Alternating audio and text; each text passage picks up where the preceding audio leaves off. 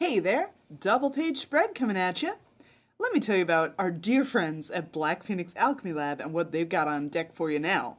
They have a spring equinox inspired scent. It is called Vernal Equinox Full Moon. It smells like fossilized amber resin, releasing a cascade of crocus and daffodil petals, glory of the snow, graceful iris, radiant life everlasting, and a rainbow bursted tulip. That sounds pretty floral and decadent to me.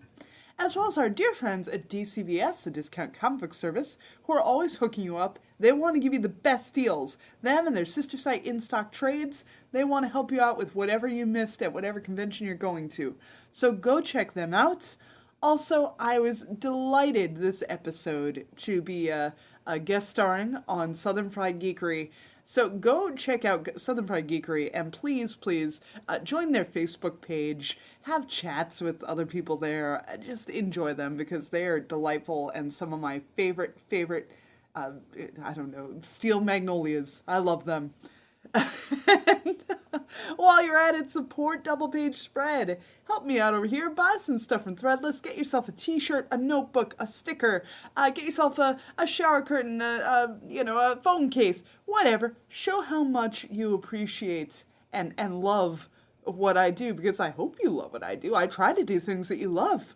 So please, Threadless, Southern Fried Geekery, DCBS, BPAL, they're all good people.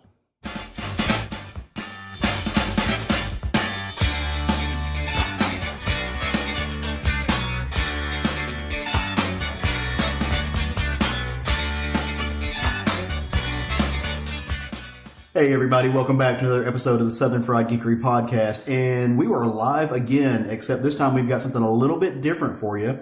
I don't have my three other counterparts. Instead, I'm in Chicago hanging out with two of my amazing friends. So who am I here with today? Hey friends, it's Wendi Freeman of Double Page Spread. Sorry. And it's Brian Newberry from No Other Podcast. Are we breaking your podcast cherry here today? Pretty much. Oh, that's awesome. I was going to say, now somebody's going to look up No Other Podcast and not be able to find one. What an honor. It's such an honor to be with you. You should start one called the No Other Podcast. So we are recording live from my humble villa here in Chicago that we are renting for the weekend for C2E2. And it's been freaking amazing. I don't know, I've had a blast. I've drank way too much. My liver ran down Michigan Avenue screaming this morning.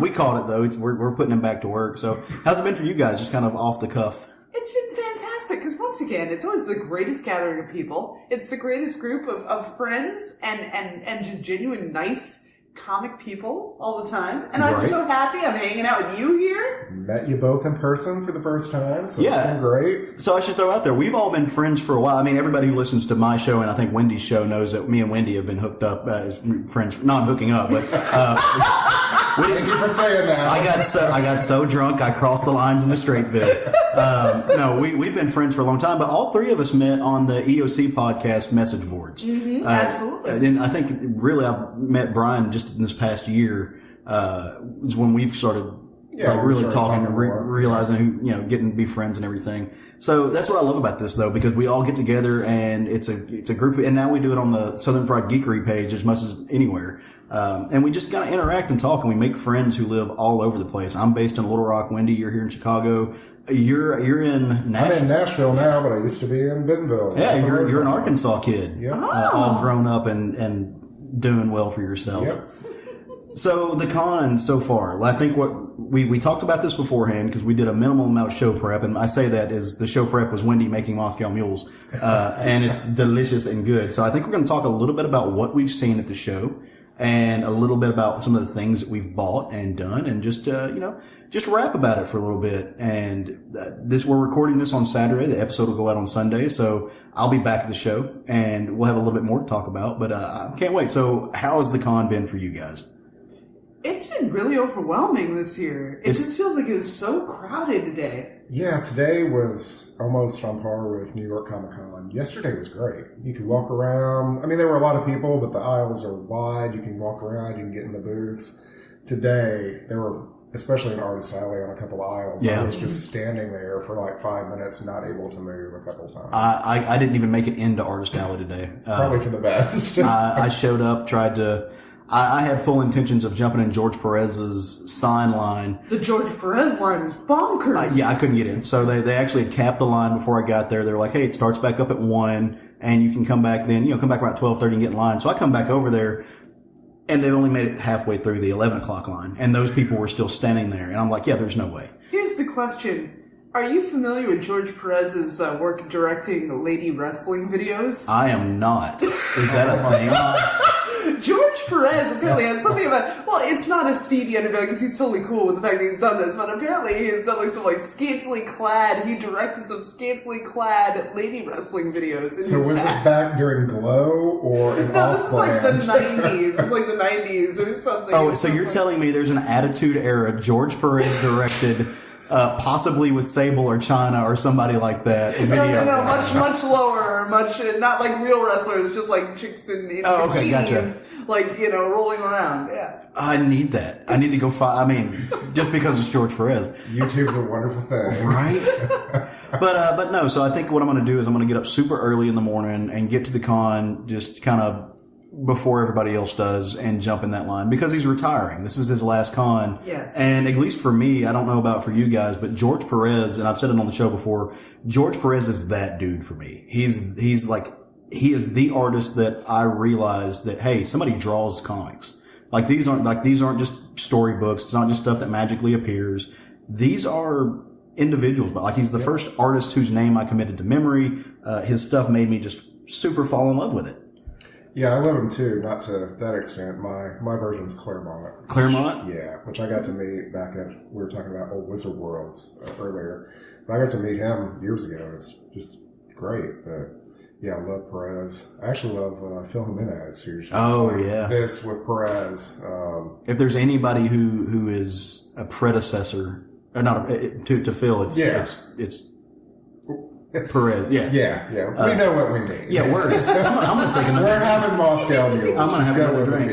But he followed him on Wonder Woman, and it's just if you can't have Perez on Wonder Woman, you might as well have Jimenez. And once again, George Perez as a person is one of the kindest, most awesome, and I feel like he is so in love with his wife. I love him so much as a being and an entity and a talent.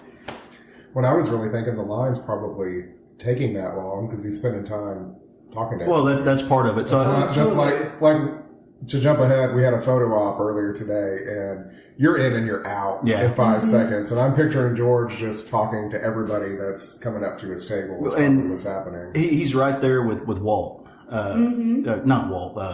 Marv Wolfman. His booth is right there next to Marv Wolfman, and both of those are just taking time just to chit chat with folks, and I can't blame them for that. So, like I said, I'm just going to get up super early and go stand in line and see if I can get it. And there are people there who are doing that thing that I kind of dislike, where they're bringing entire short boxes full of stuff to sign. There's folks in there that have carts and they're sitting in chairs, which to each their own. That's not mine. So I don't want to hate on if you're one of those people.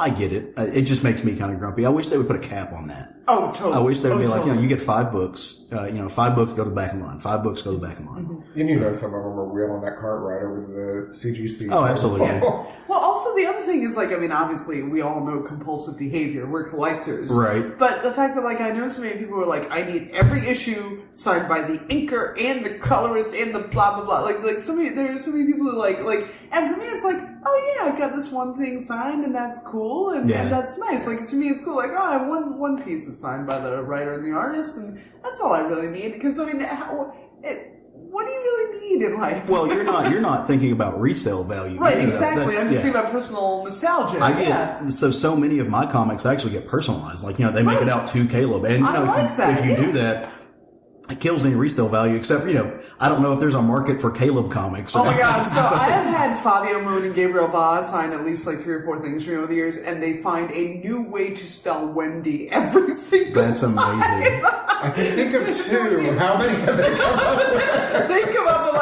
I'll say Wendi with an eye. Okay, Windy, and then Windy with 2 eyes, and then Windy with an eye and a Y. What is this?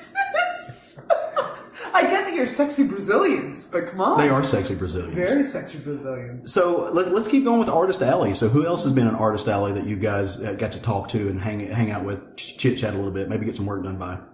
Well, I got an Iron Fist sketch by Aaron Conley. It was very exciting, and I love its pieces, you know. And so every convention I set aside, I get one really nice commission, and then I'll see if I can get like a couple other commissions maybe from people who I'm previously unfamiliar with. You know, I feel like that's a good sort of. No, it's a great a good policy. I try to give money. I try to give money to people I don't know. Especially the younger guys. So I had one of those moments with Tom Riley, who is the guy who just did Astro Hustle with Jai Mint. Yeah, we were talking about him earlier, but I don't know Jai, but I got a chance to sit and chit chat with Tom Riley for a little bit. I actually bought a Conan sketch from him. He had like sketches 6x9s for like $20. Oh, nice. So yeah, I picked one of those up. Such a cool dude, just very down to earth, very chill. You can tell that. So this is one of those situations. I'm not sure what his prior work was. I don't know if this is his first big book or maybe he's written 2 or 3 that I just missed, but he kind of seemed like this, you know, he was a little bit overwhelmed with the attention he was getting, and that's humbling. That's like, oh yeah, you're a real dude. Like you're just a real motherfucker who's up here and hanging out and getting blown away by people who love your stuff. Well, imagine you're an artist, like you're there alone, like everything is in a vacuum the entire time. Yeah.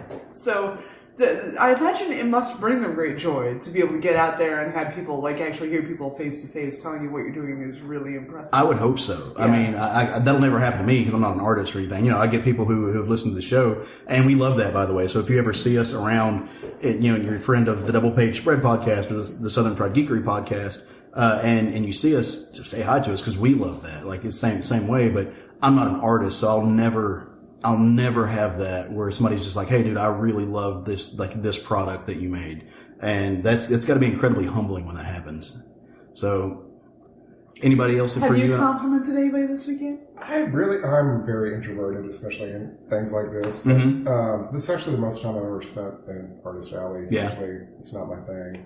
I didn't really look at, you know, I walked by the big creators tables and stuff and looked at what they had, but most of the time I'm looking for like something really unique and off the wall. I picked up, and I cannot even remember who did it. They had this print of Howl's Moving Castle from me. Oh yeah. I love the story. Like, it's based off a children's book that I loved when I was growing up. And I love the movie of it, and the guy just did this awesome drawing of the castle, but it was on old parchment paper, and it was very, very stylized and just gorgeous. So yeah, that's just I think that's the only thing I picked up in Artist Alley the whole time I was there. Nice, that's cool. Well, I grabbed a few pieces in Artist Alley and had a great time catching up with folks. But before we get there, Sean, who is our resident artist on the show, sent me with something for Wendi. So I didn't want to give this to you yet, but for those of you who Commandy quickly. Oh, the drawing of me. Oh, thank you so much, Sean. My favorite. So that makes me the happiest person on the planet. For those of you who listen to the show, you guys remember last year Sean did drawing. He did one drawing every day for an entire year, and he did a lot of listener requests. And is that the yeah. That's the print? Oh, dude, that's so cool. Sorry, I didn't mean to just jump into the No, dude, that's why we're recording this live. But no, Sean did those drawings a day, and Wendi requested a few of them. I think those are some of the ones you requested. Yes, those ones I requested. I wanted the Commandy and Click Clack. Yeah. Because, you know, he's awesome. And he drew a picture of me drumming at All In, the big wrestling events. He drew a picture of my stuffed animals, my cruises. Yep. Well, I will definitely, hopefully he'll listen to this episode. I don't know if he will or not. And he drew a picture of this wrestler that I'm always hitting on, who dresses like a space monkey. I literally, this is crazy. So this dude comes to Chicago like once a month at this one wrestling event, and his whole gimmick is that like he is a space monkey. Did we watch a movie with him in it last night? Robo Vampire, thank you. Oh. And I always bring him gifts. I bring him gifts every single month, and I message with him, and he's very nice. So we were at the EOC get together last night, guys, and there was a film playing called Robo Vampire that I have no idea what this movie's about at all. And we don't want to. I don't want to know. Also, I didn't understand what was robotic about this vampire. Did you not see? You might have left by the time. So there was an off-brand RoboCop. Oh shit! Yeah. I called him aluminum foil RoboCop because the costume was that good. And he's chasing these like very Racist racist is a good word Chinese robot vampires, that are they just hop. They and just one hop. of them had a monkey face. And yeah, we just, again don't know what this film is about. We did look up the poster for the movie, and they actually cropped in the real RoboCop. So imagine you see the poster for this, and you think that's the movie you're watching. It's like some RoboCop sequel, and the budget for this was about $1.25. And the guy literally looked like he was wrapped in aluminum foil. And he had a flamethrower and a machine gun and everything. And when they blew him up and they were putting him back together, there was a car battery in him. I don't know if you saw that part. No. Connecting jumper cables too. Yeah, your homework from this point forward is to go find Robo Vampire and watch it. And never tell us what it means, because we'd have no sound. Look, we don't want the actual like plot of it. We just want the idea of because we have not seen it with the. Are there any movies like that for you where like I was having a conversation about the film Repo Man and how like I have never seen the unedited version of Repo Man. So Repo Man is always like flip you man, flip this, and I feel so if I saw it with the actual cursing, I feel like it would somehow ruin it for me. Do you have anything like that where? No, I can't say that I do. But so I don't watch movies. I watch the Marvel stuff when it comes out, but I don't watch a lot of film or television. Just in general, I don't. So I'm trying to think of what would have been the edited version of a thing that I saw that I don't know. Well, something where you didn't get the full version of it. Something where you only saw part of it, and like that's just what you know of it. Listeners, if there's anything like that, please come to the Southern Fried Geekery page and share that with us. Yeah, because I want to know. I don't know if I have an. I'll probably think of one later tonight. Off the top of my head,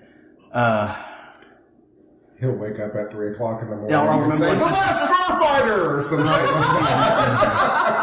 I don't know. So let's look at some of these pages that you bought. Yeah, so I did. I went down and picked up a few pages down in Artist Alley, and one of the big one for me, and it's the one I'll start with, is I went into this con wanting a page from Murder Falcon. I love Murder Falcon so much. By Daniel Warren Johnson, and I succeeded in that. Because it turns out when you trade them money, they will give you art.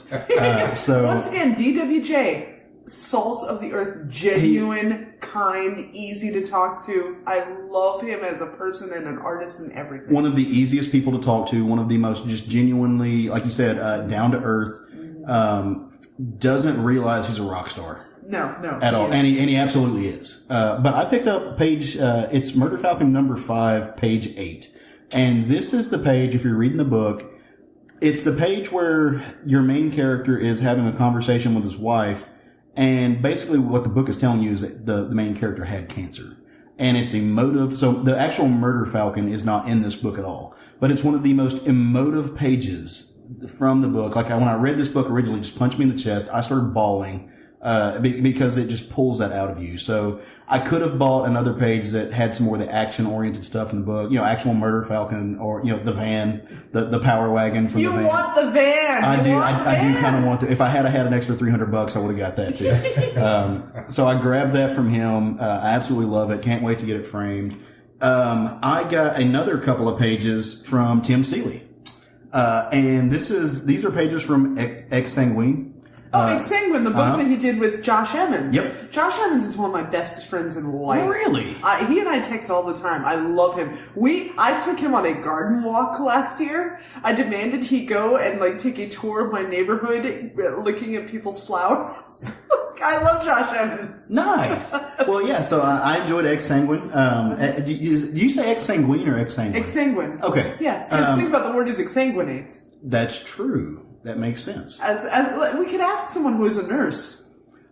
Let's leave him out of this. He's got his own comics. I get to be wrong enough as it is. We don't need to bring my husband on the podcast, letting folks know that I'm wrong.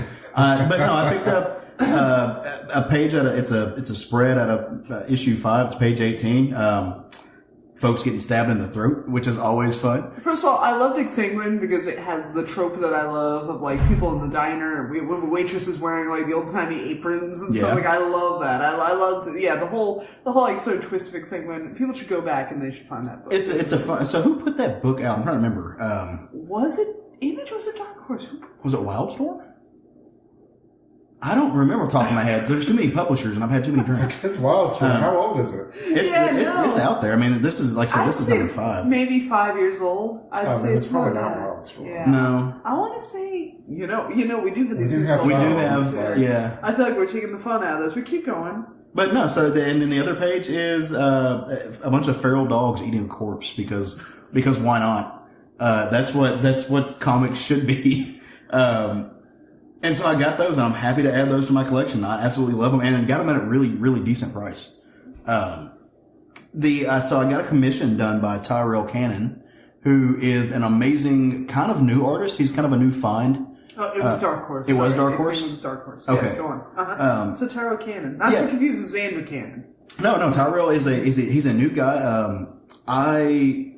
This was like I was getting ready to come to C2E2 looking for young. I like getting commissions done by newer artists, people who haven't hit the map big, who have they're hungry, so they put together amazing work. And Tyrell Cannon for me is that dude. And I was talking to Jason Wood and David Price, and both of them from the EOC podcast, and they were both saying the same thing. So they both got work done by him. The piece that I got from any other artist would have been a $500 piece. It's a nice piece. I did not pay that much money for it. Did you get both pages with it? So what he did is, and this is something that I've never had done, all the commissions that I bought before in my life, he actually gave me the rough. Yeah, I was like, I've never seen that. So I love process pages, and he did for DAP as well. So he gave when I went to pick it up yesterday, and I want to say I paid a bill $50 for this. So not too bad at all. First of all, this is gorgeous. Yeah, I'm gonna throw. Super nice. I'll throw a picture of it, or I may have already thrown a picture of it up on our Facebook page and Instagram and stuff like that. But it's an 11 by 17, and it's not full color, but you don't miss the color. But he gave me the process page. He gave me the rough sketch of it. I've never had an artist do that. And so what I'll end up doing eventually is probably framing these side by side as kind of this before and after kind of thing. But the work that he put into this is ridiculous. I got him to do Ultron. Ultron's my favorite Avengers villain. And so what he gave me is not only the full sketch of Ultron, but Ultron is standing in front of just a busted up building, like a skyscraper. And there's rubble all around. The only other piece that I've gotten like this, where I feel like they went above and beyond what I paid for, was Kelly Williams. And Kelly Williams, it's that whole thing. And if you listen to the last episode, Dalton Shannon from 4Color Media was on it. And he was talking, and he made a statement like, a panel can tell a story. One panel. And so the piece I had done by Kelly is that. And this piece absolutely is that. It's one page. And there's a story there. It's emotive. Like there is definitely a plot on this page. When he filled the whole page, like I've had some pieces done that are that size and like just part of the middle's covered.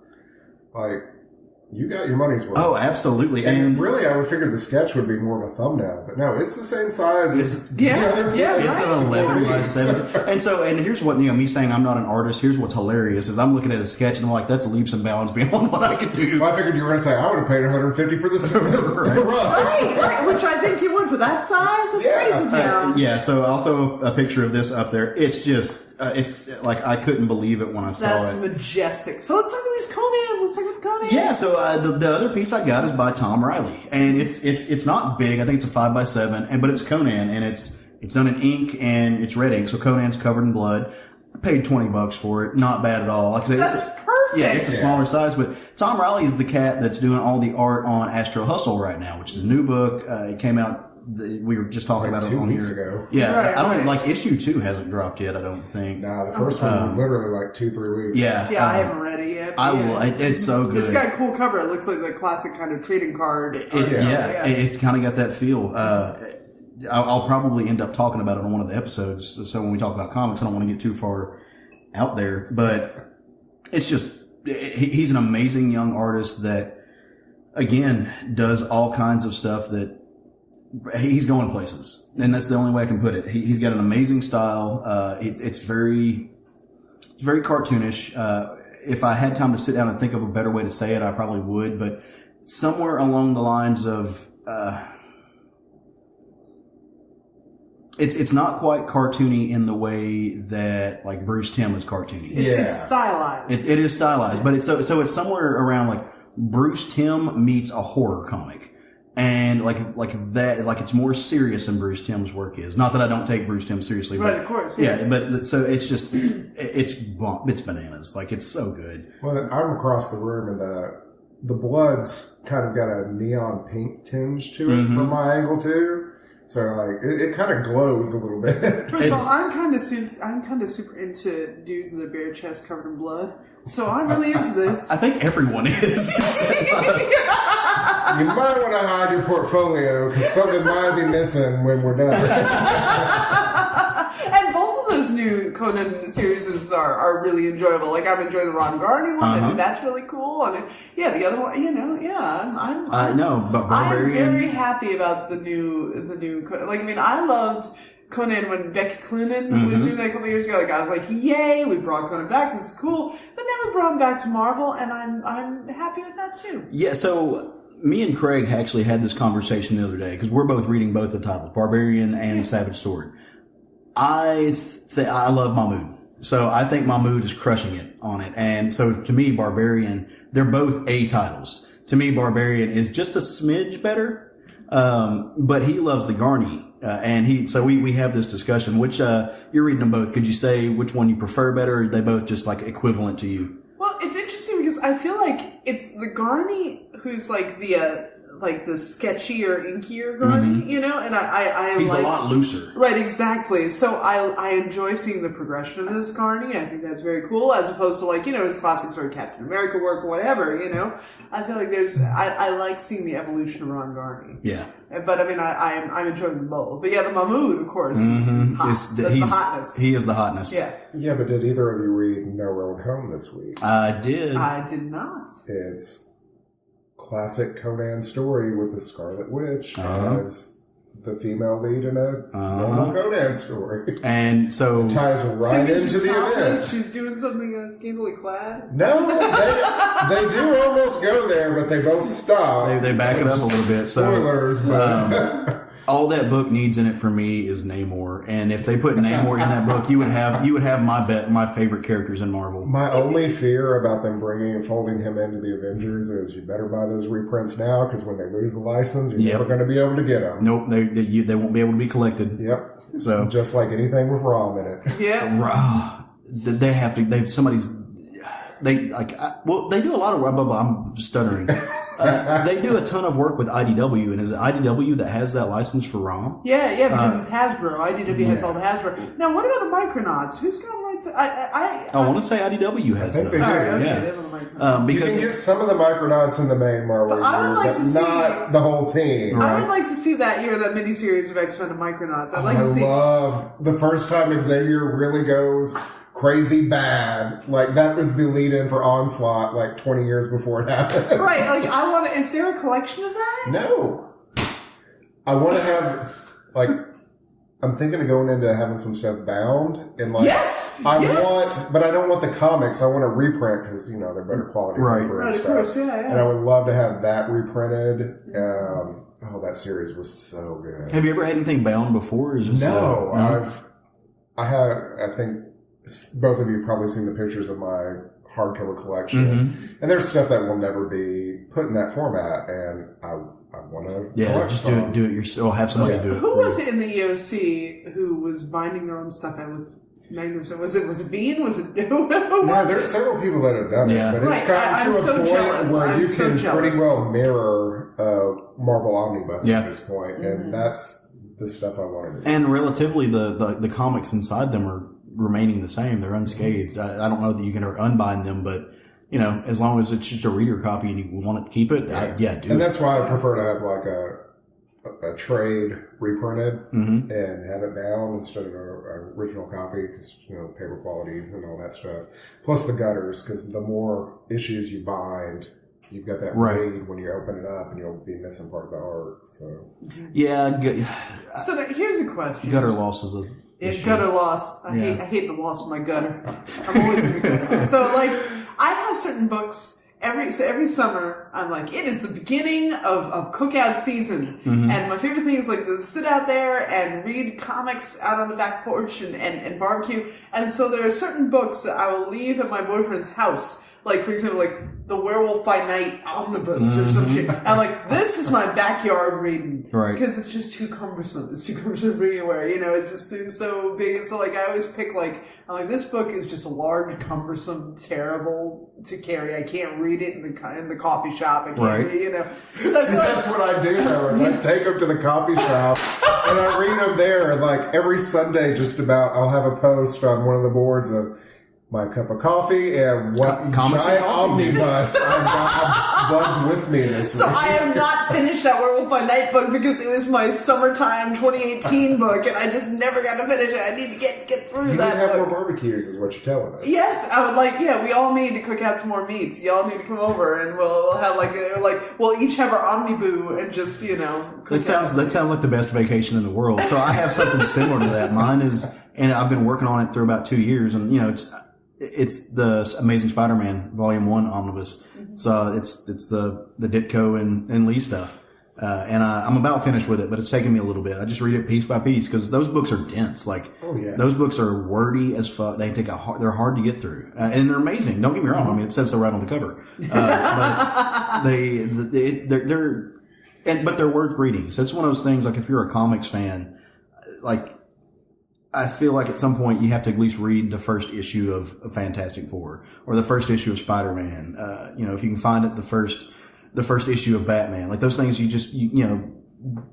pay homage to the people who came before or something. It's just something you've got to do at some time in your life. And the opposite of that is the bathroom reading. Right. The opposite of that is I buy, at every single show I go to, I make sure that I buy an essential, like a $5 crappy trade paperback and some sort of reprints, whatever the DC equivalent, the DC showcases. Oh, what is it? Is it showcases? I will buy like a showcase of like some classic romance comics or some bullshit, and that is my bathroom reading, Right. I just leave it in there, and it's just like my light garbage reading, and I can take it wherever, and I don't care how. Well, what's so funny is both publishers have abandoned those formats. But why? To tie it back to the con, there were several booths that were selling essentials and showcases. $5 or less. Yeah, that is why they're perfect. Well, and I did laugh that a couple were selling them for $20, and I'm like, are you insane? Yeah, I'm going to go back and go buy like a Man Thing. I'm going to buy those. I bought Iron Fist and Power. You don't have to go there to buy a Man Thing. I'm chock full of some size, man. So, all right. So, Brian, you said that Artist Alley isn't necessarily your cup of tea. What is your cup of tea? Because your wallet did not walk out of this thing unscathed. No. So I buy a crap ton of statues, and I stopped a couple years ago. Are you a Bowen man? Oh, I have a crap ton of Bowen and Sideshow. I actually got into the custom kits where people would make their own sculpts, and then I'd send it to a painter. They do a couple That's so casting ambitious. of it. I admire you. That's so ambitious. Because there's characters you're never going to get. Like I had a whole lineup of like the New Mutants. Chris Bowen never did them. I've got a custom. Okay, we're going deep. Have y'all ever read The Outsiders? Yes. The original Outsiders, not the Nightwing Outsiders. Oh, okay. Well, I had a she-dragon from Savage Dragon converted into Looker from The Outsiders. So I have a whole series of...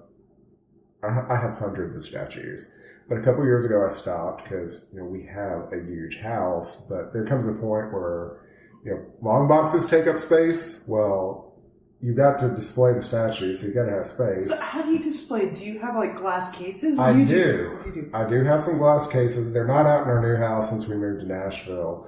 But I sold a bunch of them, but I kept all my X-Men. I have Sailor Moon ones. That's one of my weird little off. I do Sailor Moon stuff. I saw a Sailor Freddie Mercury t-shirt today that kind of tickled me pink. But as I'm looking around the floor, I was looking for some cheap graphic novels to potentially bind, which did not strike gold at this convention. But I wanted the Scotty Young Gentle Giant babies. And those suckers are hard to find. Not that you couldn't find them at the con, but they're hard to see in the booths. Yeah, they're literally tiny babies. The boxes are like 5x5, and these booths are crammed with 50 billion Funko Pops. Uh-huh. And you have to like look and look and look and like, oh, one of them's hidden down there. I feel like this is a separate conversation. Are Funko Pops the bane or a good thing? Bane. I'm in the full Bane camp on this. They're making some boosts some money, but I think I own 6 of them. I own total. none. Yeah, and most of mine have been gifts. So, but I'm also not a statue. Like, I know the rest of the guys from the show, Craig, Sean, and Jerry, they all love them. Like, Craig has an entire wall of the Star Wars Funko Pops. Well, it's just so amazing because they make one for literally every property ever. They have Golden Girls ones, which is amazing. Yeah, like, I own the Godfather ones. I hold the Godfather ones. Okay, Caleb's taking me down a trail. And when y'all were walking through the con floor, did you see random Golden Girls shit throughout the whole thing? I saw a canvas painting of the Golden Girls. I have a question for you. I have a question for you as gay men. Why Golden Girls and not designing women? I love both. Yeah, I was gonna say. My husband hates both with a passion. I was gonna say, I love them. we're also Southern gay men, and so both of like that and Steel Magnolias is a good weekend. Yes, I have been to a wedding at that Golden Girl at the Designing Women house in Little Rock. That's so cool. The inside of the house looks nothing like the show, house. but yeah, It's there. It's there. It's downtown. Because I mean, Delta Burke is like a queen icon. Well, I mean, she's great. I think some of us live by the whole the night the lights went out in Georgia. Yes. It's amazing. So I lived in Georgia for a few years, and we like. I don't know. Some of my friends from Georgia, like they know that spiel by heart. But isn't it a shame that Dixie Carter was such a conservative when her character was so liberal? Wait, she is? I don't know anything about Dixie Carter. Was, yeah. Oh, no. Yeah. That's good acting. Very good acting. I mean, think about like Designing Women. Like there are so many great like speeches and monologues. Like you'll never sell drapes in this town again. Like Designing Women is so like ripe with like over the top bitchiness and like why is Designing Women not held I in the have same been. regard as Oh, Golden it Girls? is, but Golden Girls has surpassed the last couple of years. I've been to gay bars where they're playing on the screen the speech from the nights at the light. The night that the lights went out in Georgia. All right, so back to the Scotty Young baby statues. Anyway, Back on track. So what did you grab? I found a booth that had 3 of the, I think they're up to, when Storm and Cyclops come out, that'll be 19 of these statues. They had 3 of them for $25 each. I was I turned to the guy and go, that price right? He's like, yeah. I'm like, okay, I'll take them. Right. So I got Vision, Punisher, and another one for $25 each. He had the Daredevil one for 60 something. I was like, not right now. Right. Go around the corner. Another booth has a whole bunch of them for $35 each. So I picked up Groot and a tiny rocket, holding a tiny rocket in his hand, and 2 others, and I can't remember. I've had a Moscow Mule at this point. There we go. And then on the way out, before I came here, I picked up the Rocket Raccoon exclusive and the Squirrel Girl. Funny thing with that, though, is the guy uses the Square app to pay. That damn thing is tied to my husband's email address. Shit you not, 30 seconds after I'm like, what'd you just buy? And I'm like, damn it! Because those were not $25. Those were $75. I spent about $150 at his booth. That's still not bad though. I mean, no, that's still really good. And the thing about me and my husband, we're both cheap asses. We will shop for a deal. I looked at eBay. I'm like, I ain't getting these this cheap. Right. But it's been years since I bought a statue, and I'm like, you deserve it. You deserve it. You're on vacation, my friend. And I have this thing with the baby versions of stuff. I don't know why. I just like that whimsical thing that ties to it. I have such an issue, and you and I have had this conversation, and I feel this is a whole conversation unto itself. The cutesification of the Punisher. Is that right or not? I bought the baby Punisher. Did I say that one earlier? Yes, Is that the one I forgot? That's why I bring this up. It's adorable. Lately, I've been seeing a lot of cutesification of the Punisher, a lot of little Punisher plushies, little Punisher this. Is that detracting from what the I don't. character nice. He just looked so grumpy, and it was cute.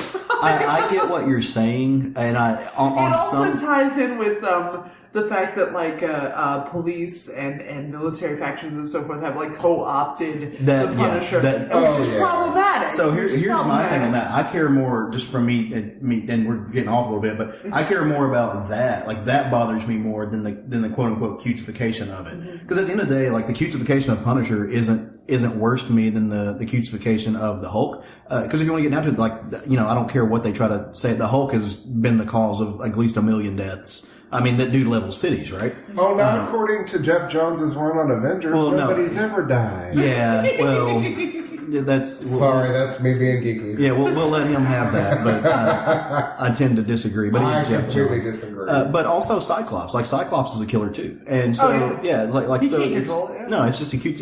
So for that, I understand it. That doesn't bother me nearly as much. It's funny because I feel the cutesification of the Hulk is understandable because he's essentially kind of throwing a tantrum. Yeah. So that's easy to embody.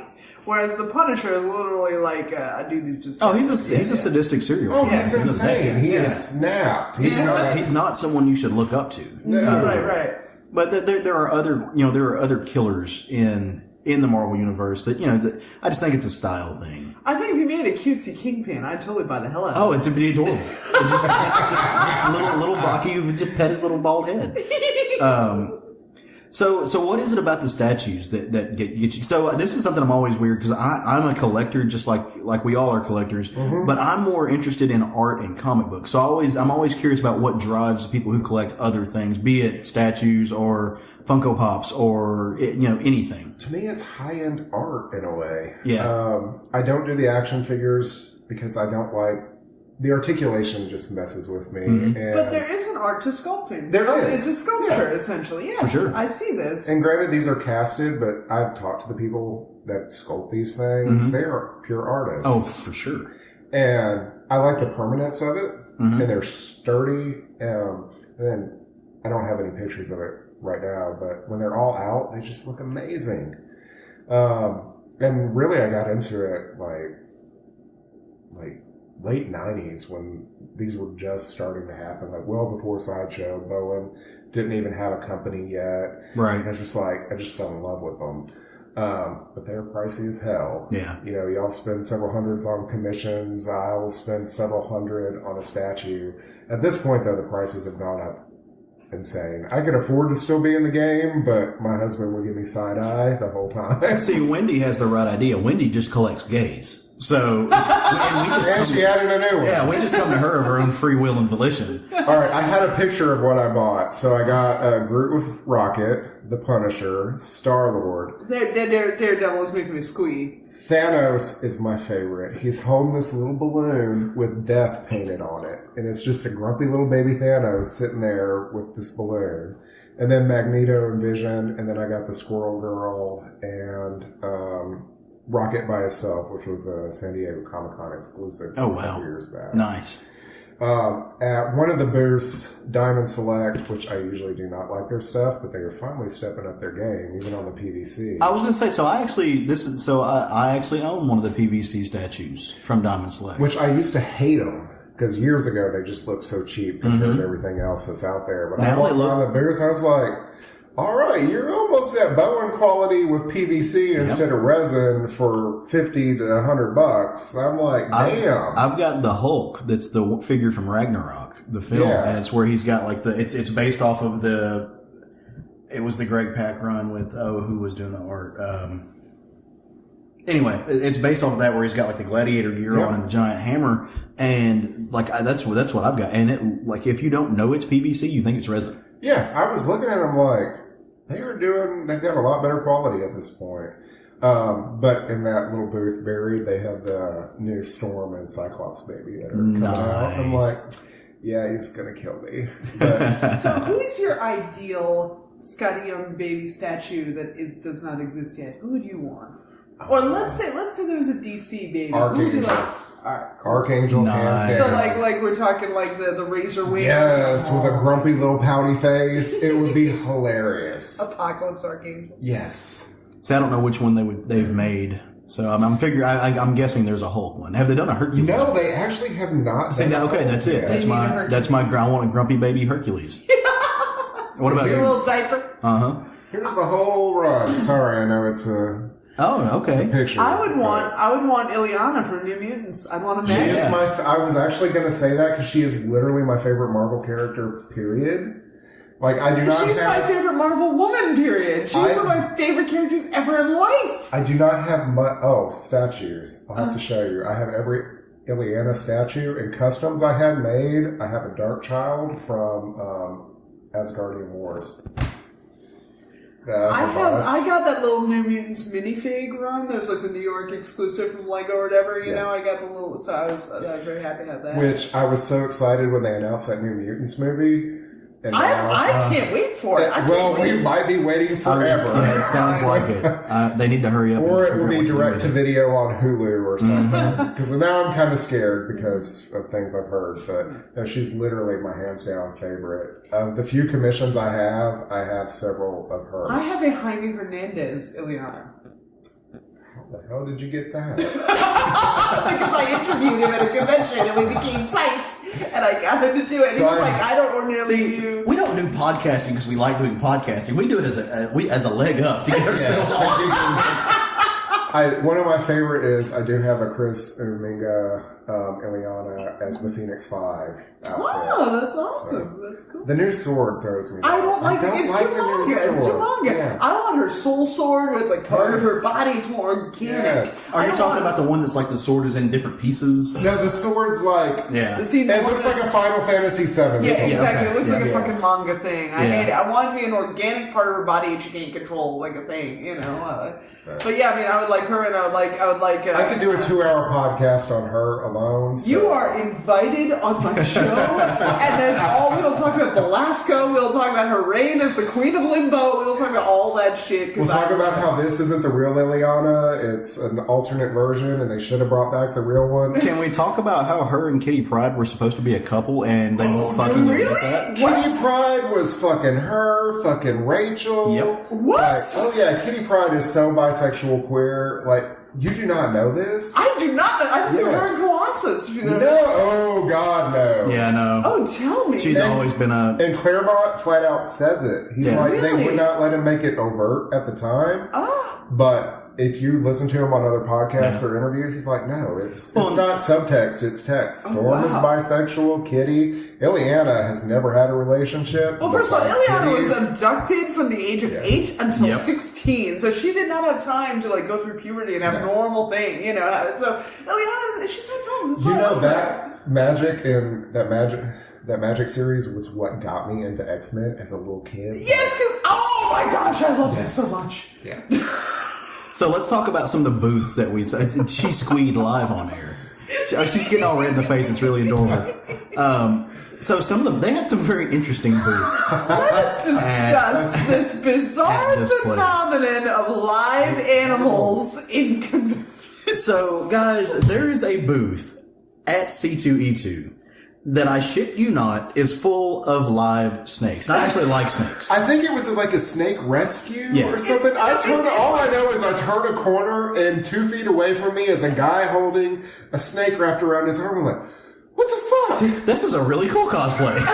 It's a reptile, like, it's like a place to see reptiles, it's like a zoo. Yeah, and so literally I thought it was cosplay for a second. I'm like, no, that fucker's moving. And so I don't have a problem with snakes. I actually like snakes. My husband won't let me have one, but I would totally have a pet snake.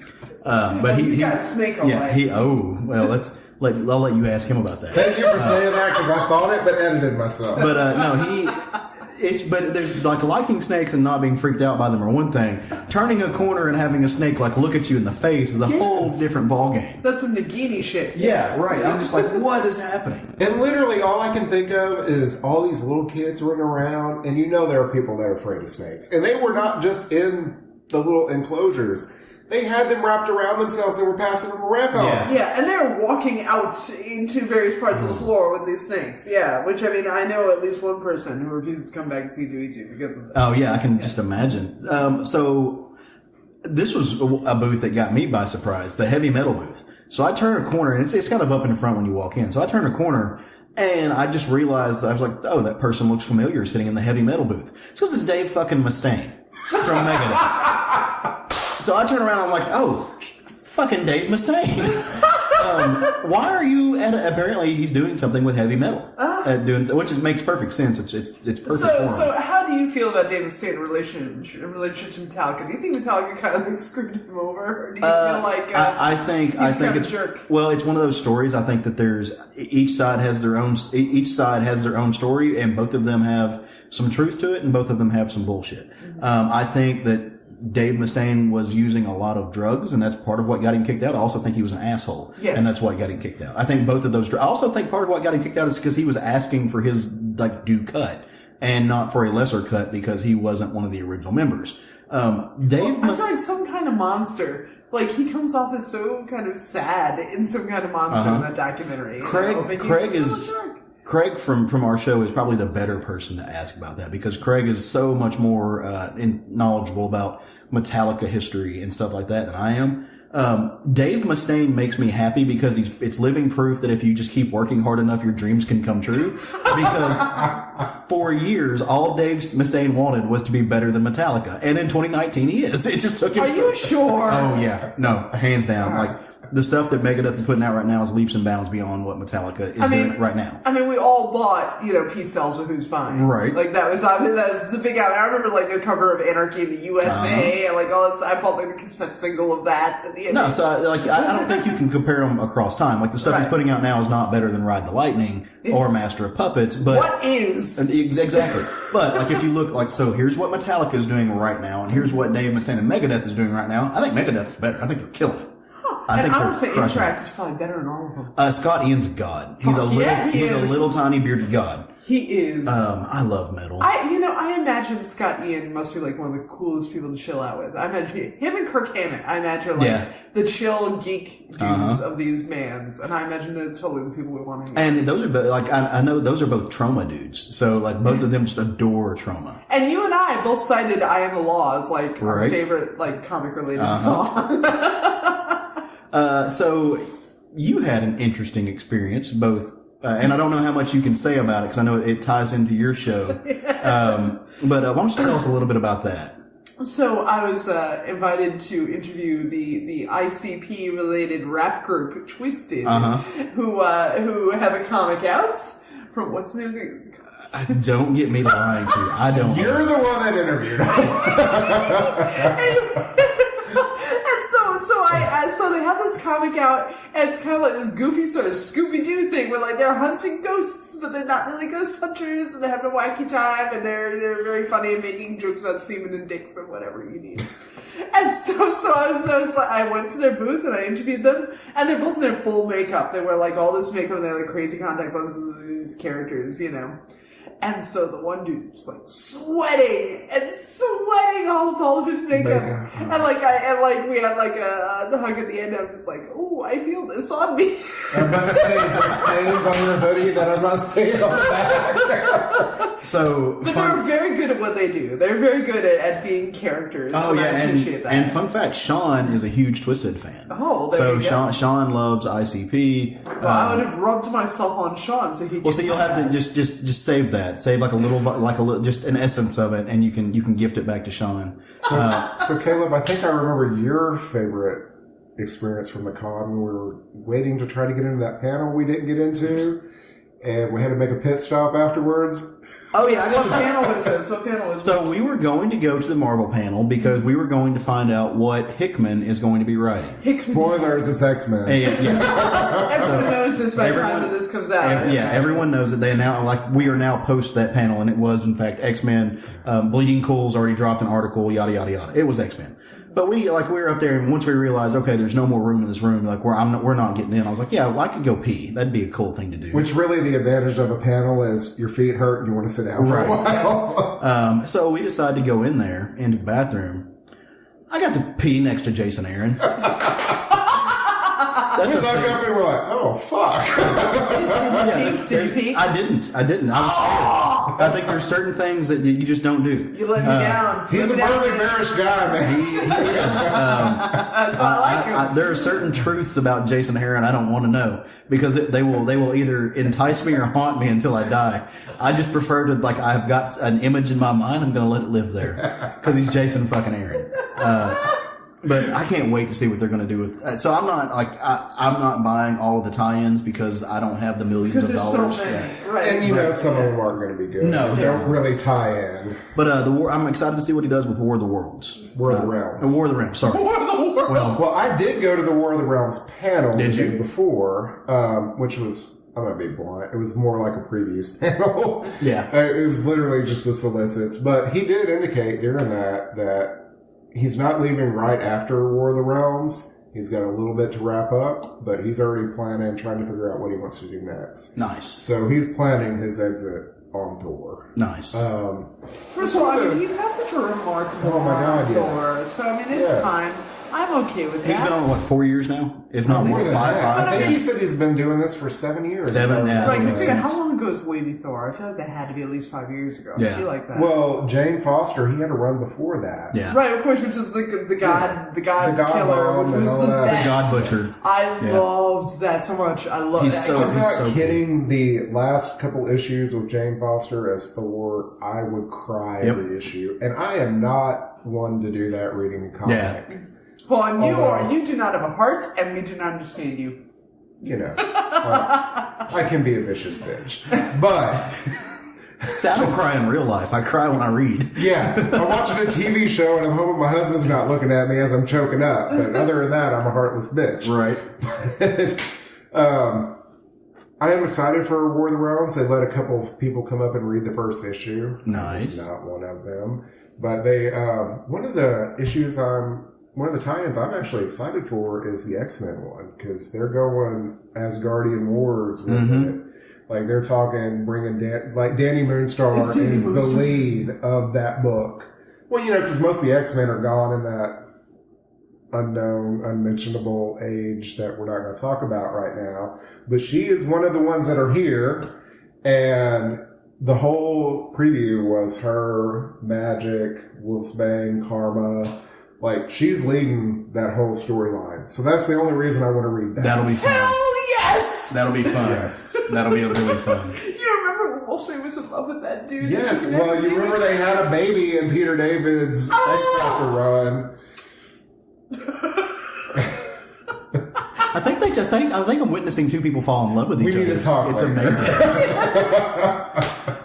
All right. So other than that, I picked up a few comics. I know you picked up some of the $5. Yeah, the $5 omnibuses. Right. Yes. Which are I've got some of the Hulk ones. It's just they're insanely good. Where was that booth? It was somewhere. I don't know. I will say, there was a booth that had like a crap ton of trades marked way down there. Kind of right on the front row, right? Yes. Yeah. I actually saw like David and Vince from the EOC group there. Just like they had handfuls of stuff. Yeah. It was like, I found several things I was interested in.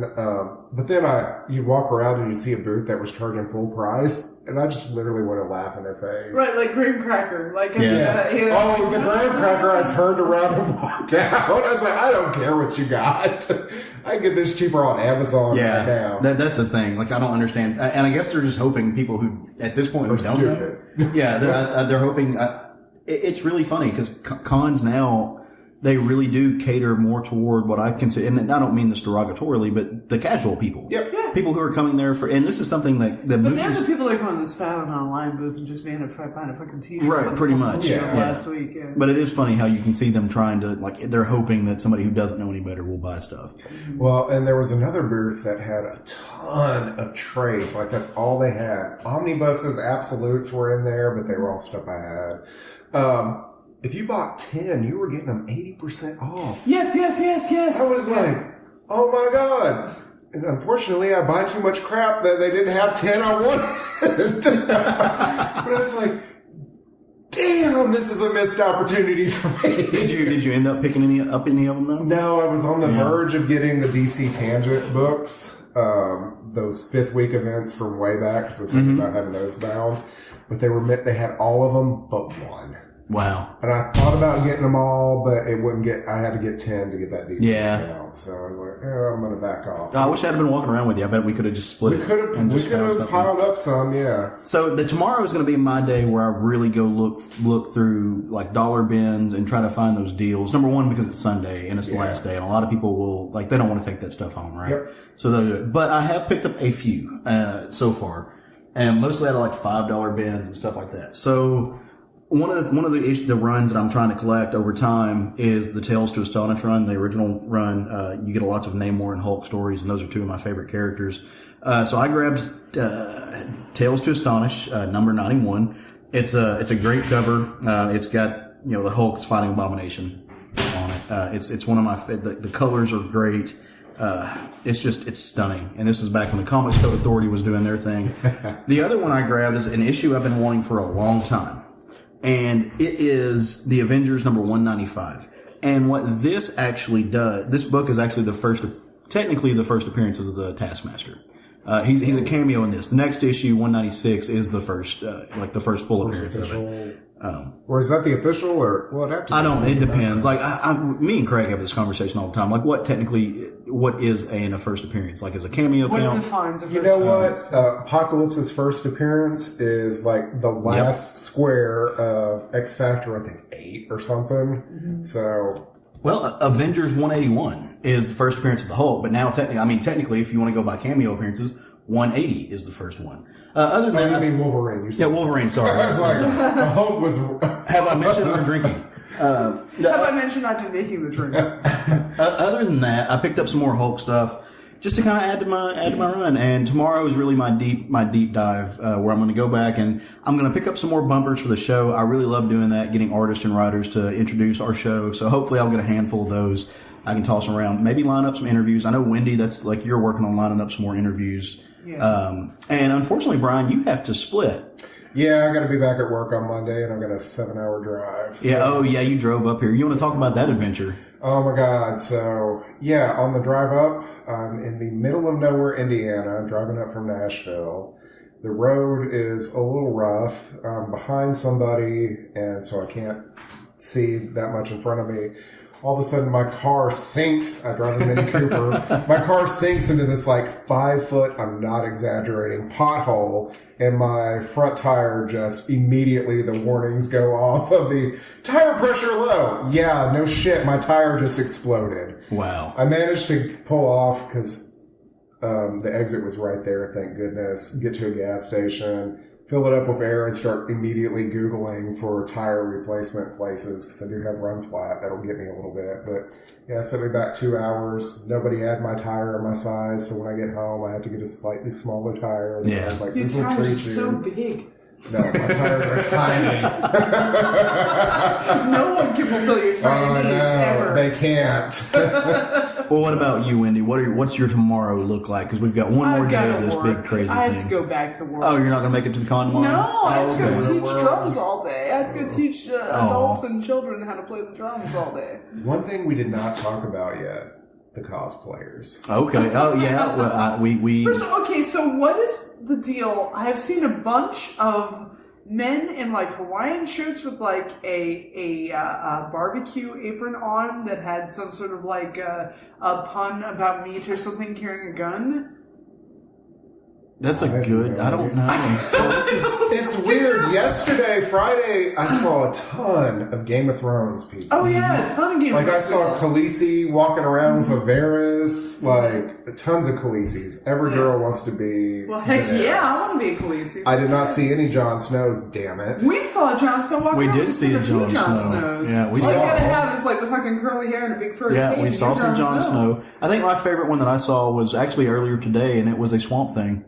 As we were sitting in the Hyatt bar, we were actually getting ready to leave, and Swamp, a huge, 8-foot tall Swamp Thing comes walking in. Yesterday, I saw a huge, probably about 7 foot tall, full Voltron guy. Ooh. Nice.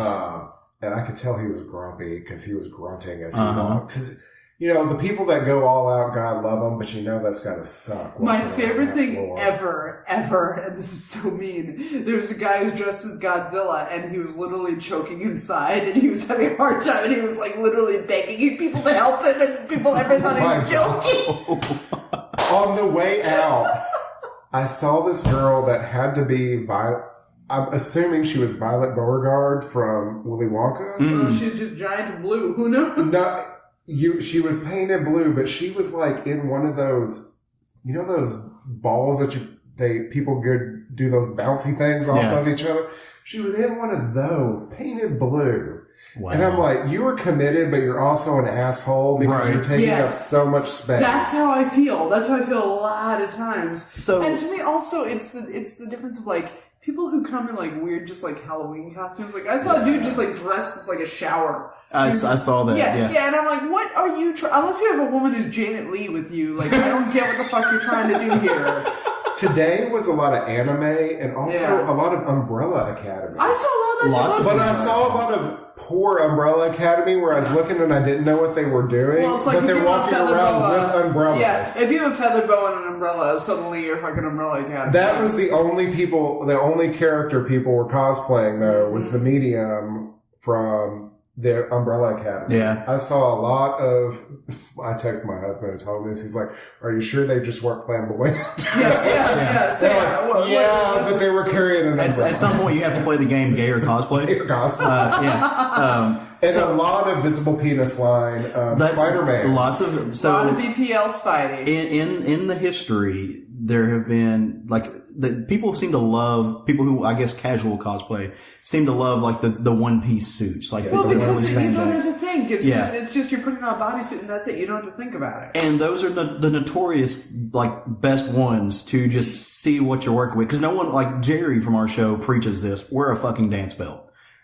You should not. What is a dance belt? A dance belt is it's what ballet dancers use as well in their tights, and it constricts. Yes, it contains and constricts. Oh well, of course. But so if I can tell what religion you are by your by your cosplay, it's a dick bra, is what you're telling me. It's a dick bra. I'm not gonna lie, I particularly liked it when they didn't. I was like, okay, hello, Spider-Man. So I guess, but I'm just gonna tell you, if you're gonna make that decision, know that we're looking. Yeah, absolutely, because we are. Yep, of course we are. There were a ton of more Spider-Man, and so Spider-man's a character that's always popular, but I feel like there was a ton more Miles Morales Spider-Man. Oh, definitely. Well, I mean, think about like in the past year, we've had like 5. We had a new Spider-Man movie. We had Into the Spider-Verse. We had a Spider-Man game that was huge. Mm-hmm. Like Spidey is like way more out there than ever He's before. kind of back to being the flagship character. Maybe not in the comics, but for Marvel. Yeah, because I mean, I saw Punk Rock Which Spidey. is funny because they don't own him for the movie. Right. I saw like 5, so many different types of Spider-Man. Of course, you saw Old Man Peter Parker, a lot of Old Man Peter Parkers, a lot of, the Yellow Jacket Spider-Man. Like, it was just so easy to be Spider-Man. Speaking of old man, did you all see Mr. Fantastic today? I did not. No. There was this older gentleman, and I did not see him and just happened to hear somebody, hey, I'm Dr. Richards, and I looked around. Older gentleman, full Fantastic Four outfit, with like 10 feet arms that he's holding, and they don't look cheap. I mean, he did go a little all out, and I was like, well, good on you. I saw a really good Ben Grimm today, so there were some good ones. C2E2, the cosplayers, they went all out, and good on them. So I'm not into the cosplay. Jerry and Sean do the cosplay. I don't really care about it, and I never will. That's just something that's not for me, but hey, good on those folks who do it.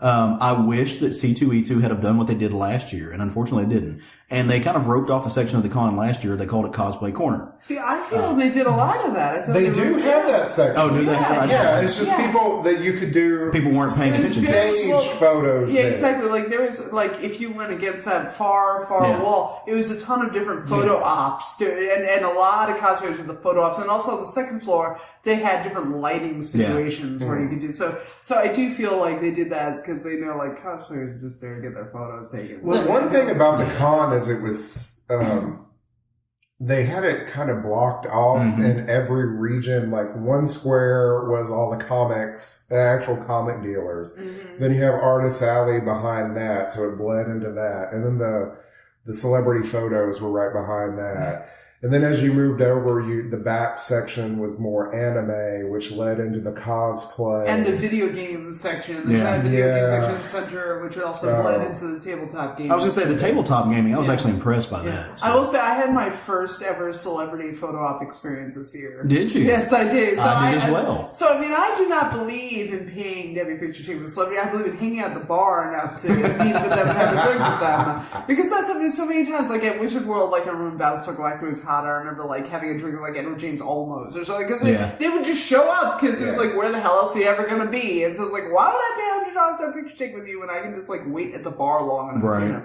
But this year, it was me and one of my buddies from my MMA class, and we were like, we want to take a picture with the Cobra Kai guys to give to our sensei. Cobra Kai guys.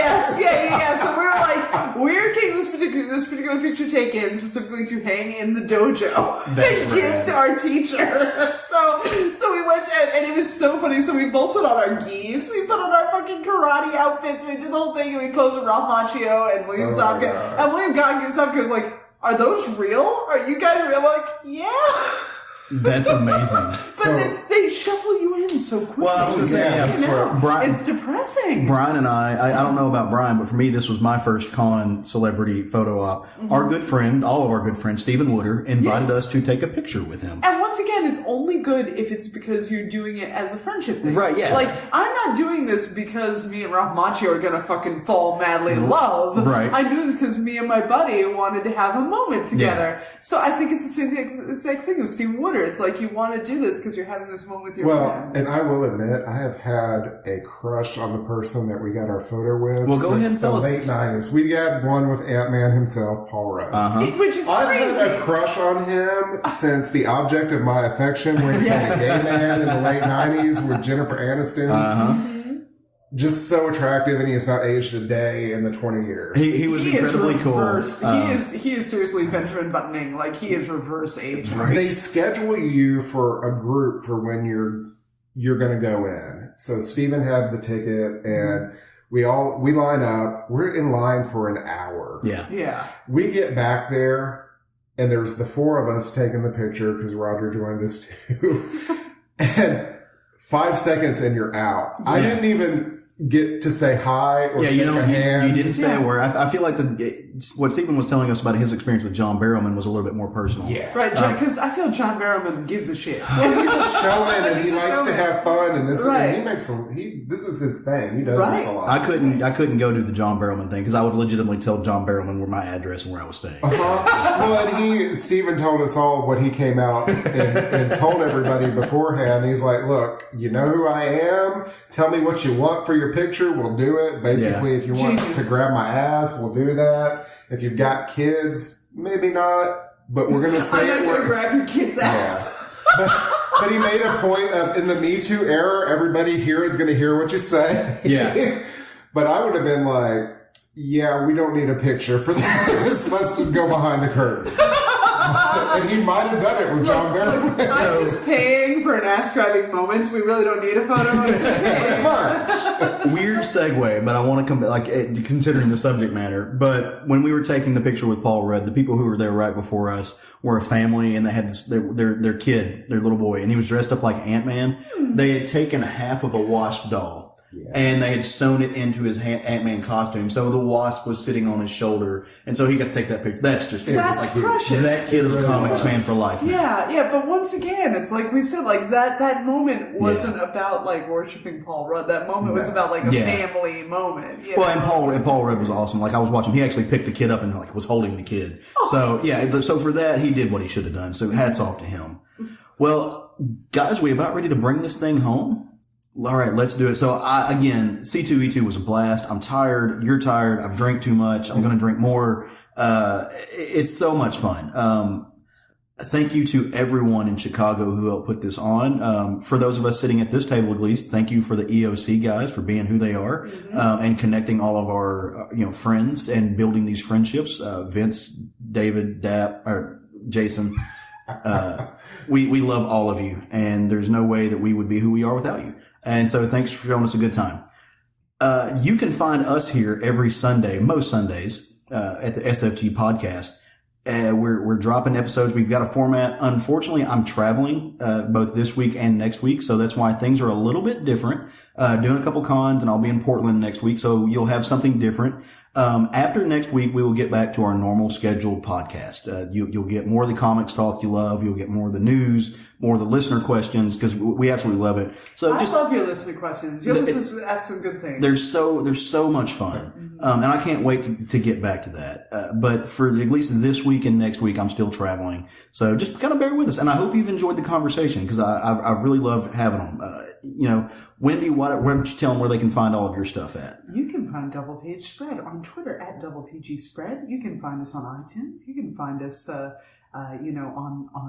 iHeartRadio and many other places you would find your favorite podcasts. I love your voice. She was doing radio voice. Double Page Spread, brought to you by DCBS, a discount comic book service, as well as Black Phoenix Alchemy Lab, presenting the latest drag queen scent for Skankarella.